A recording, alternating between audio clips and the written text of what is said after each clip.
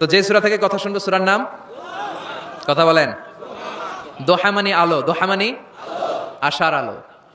কিসের আলো? সম্ভাবনার আলো। সুবহানাল্লাহ পড়েন। আলো শুনলে ভালো লাগে না নাকি অন্ধকার ভালো লাগে? এজন্য আল্লাহ আলোর নামে সূরা দিলেন। সুবহানাল্লাহ পড়েন। দোহা মানে প্রভাতের সূর্য কিরণ। সকালবেলার যে সূর্যের কিরণটা আলো গোটা পৃথিবীকে আলোকিত করে দেয়, এটার নাম আদ-দোহা। এটার নাম আদ-দোহা। এই সূরাতুদ দোহা এটা একটা মোটিভেশনাল সূরা। কি সূরা? ইন্সপাইরেশনাল সূরা। কোরআনে কয়েকটা মোটিভেশনাল সূরা আছে, এর মধ্যে অন্যতম হচ্ছে সূরাতুদ দোহা। এটা পড়লে, এটা শিখলে, এটা জানলে আপনি ইউ উইল বি মোটিভেটেড। আপনি আরো উৎসাহিত হবেন, আপনি আশা ফিরে পাবেন। সুবহানাল্লাহ পড়েন। এটা কোরআনের মোটিভেশনাল সূরা, মনে রাখতে হবে। যুবকরা, মোটিভেশন শব্দটা চেনো না তোমরা? মোটিভেশন এই সূরাতে তোমরা you will get huge motivation in this সূরা ইনশাআল্লাহ। অনেক মোটিভেশন পাওয়া যাবে, কারণ এটা আলোর পথ দেখায়। কিসের পথ? দোহা মানে আশার আলো, ঠিক কি না? বিশ্বনবীকে আল্লাহ আলোর সাথে তুলনা করেছেন, বলেছেন বিশ্বনবী হচ্ছে নূর। সুবহানাল্লাহ পড়েন।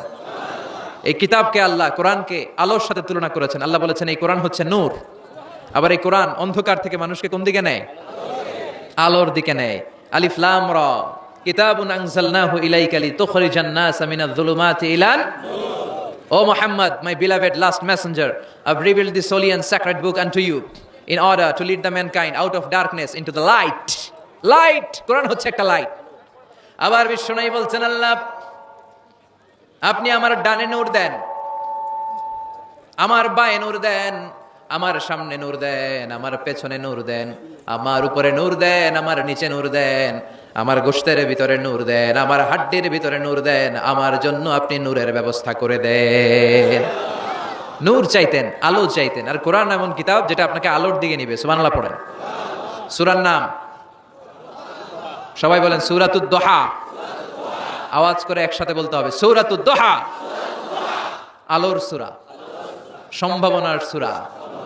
সুবহানাল্লাহ পড়েন। কি সুন্দর কথা, আশার আলো, সম্ভাবনার আলো। এই সূরার সেন্ট্রাল থিম বা সাবজেক্ট ম্যাটার, সেন্ট্রাল থিম, কেন্দ্রীয় আলোচ্য বিষয় হচ্ছে নিরাশ হবেন না, হতাশ হবেন না, হাল ছাড়বেন না, ভরসা রাখুন কার উপর? মনে থাকবে? এই সূরার সেন্ট্রাল থিম বা সাবজেক্ট ম্যাটার, কেন্দ্রীয় আলোচ্য বিষয় হচ্ছে নিরাশ হওয়া যাবে না, হতাশ হওয়া যাবে না, হাল ছেড়ে দেওয়া যাবে না, ভরসা রাখতে হবে কার উপর? এজন্য আল্লাহ আলোর কথা বলেছেন। সুবহানাল্লাহ পড়েন। এই সূরা নাজিলের একটা ব্যাকগ্রাউন্ড আছে, শুনবেন?